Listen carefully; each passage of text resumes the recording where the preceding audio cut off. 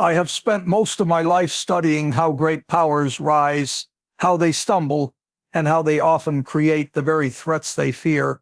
After decades of watching strategic competition unfold across continents, I have learned a simple truth. Great powers rarely lose because others overpower them, they lose because they misunderstand incentives. And what happened yesterday is another example of that timeless mistake. The United States seized a Venezuelan oil shipment directly off Venezuela's own shoreline. Washington celebrated it as a demonstration of resolve, another milestone in the long campaign to pressure Nicolás Maduro into collapse. Officials framed it as strength, but this moment reveals more than Washington realizes, because the deeper you look, the clearer it becomes that this is not Venezuela being cornered. This is the United States, unintentionally pushing Venezuela into the arms of its strongest protectors. Washington believes pressure forces obedience. It believes sanctions crush resistance. It believes economic warfare is enough to break political systems. But incentives cut the other way.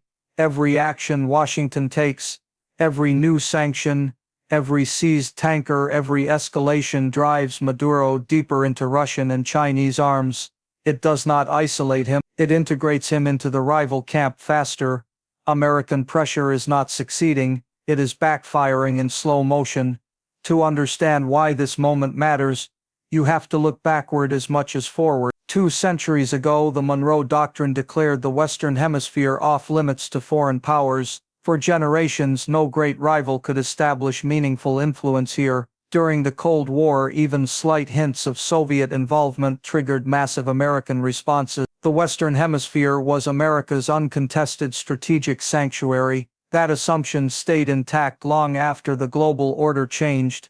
But 3 structural shifts shattered that world. First, Russia stepped into the vacuum. Moscow offered Venezuela military advisors, weapons, intelligence support, and diplomatic protection. It built the very foothold the United States long vowed to prevent. Second, China provided what America tried to take away, an economic lifeline. Beijing bought the oil Washington sanctioned, financed infrastructure, and built durable partnerships where American capital retreated. Third, governments across Latin America quietly began questioning U.S. dominance. They watched pressure campaigns unfold, and asked whether they too might one day be targets. Distance from Washington grew, and that distance created opportunity for rivals. All of this aligns perfectly with the framework I have taught for years: offensive realism. Great powers seek security not through trust or goodwill, but through influence and leverage. They exploit openings, they fill every vacuum,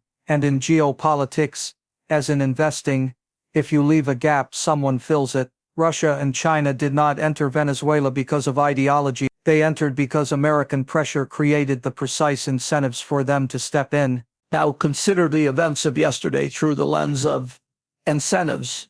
Washington believes seizing oil shipments starves Maduro of revenue and accelerates regime collapse, but incentives operate in the opposite direction. Oil revenue is the lifeblood of Maduro's political survival.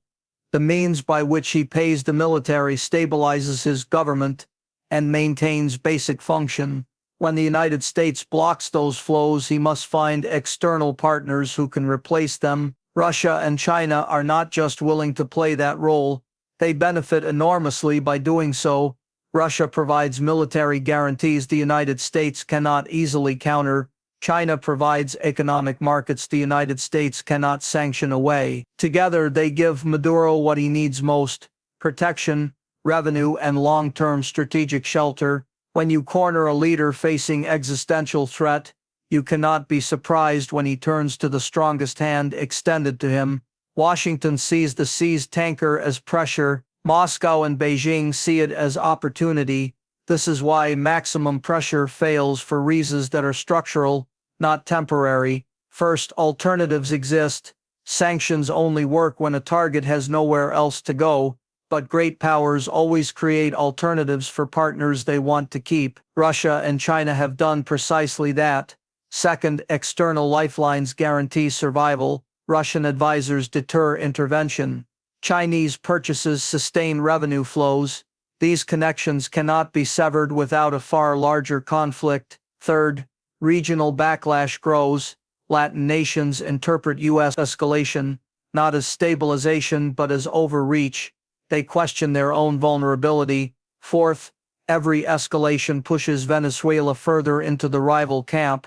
The United States is not isolating Maduro, it is binding him permanently to Russia and China. From Maduro's perspective, this is not ideology, it is survival logic.